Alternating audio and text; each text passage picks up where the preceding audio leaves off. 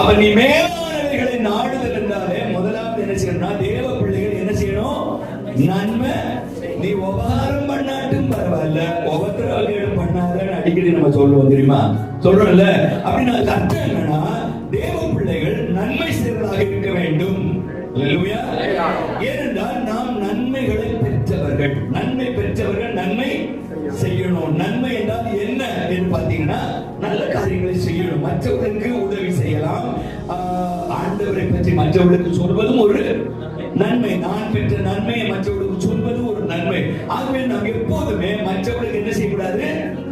தீமை செய்யவே கூடாது. பொறாமை, அதாவது நமக்கு மனிதர்களுக்கு இருக்கிற மிக முக்கியமான ஒரு குணம் என்ன தெரியுமா? இன்னொருத்தர் மேல வந்துட்டா என்ன செய்யாது? அது எங்க வரும்னா, கோயில் சபையில கூட வரும். சபையில கூட நம்ம விட இன்னொரு அழகா பாடிட்டா நமக்கு என்ன செய்யாது? பிடிக்காது. நம்ம விட்டு இன்னொருத்தர வந்து பாஸ்டர் ஏதாவது முன்ன வச்சுட்டாங்கன்னா, நான் இவ்வளவு வேணுமா இருக்கிறேன். அப்ப நம்ம நன்மை செய்யறோமா தீமை செய்யறோமா? நன்மை செய்ய நாட வேண்டும். அல்லேலூயா. நாமும் வளரணும், எல்லாரும் சேர்ந்து வளரணும். இன்னொருத்தர் வளர்ந்தா நம்ம என்ன செய்யக்கூடாது? புலம்ப கூடாது. இன்னும் அவங்கள தூக்க நான் இனிமே கோயில் வர மாட்டேன் முடிவு வச்சு. இப்ப நீங்க நன்மை செய்யறதும் இல்ல, கிடைக்கிற நன்மையை விட்டுட்டு வீட்டுல உட்கார்ந்துருக்கணும் இல்லையா?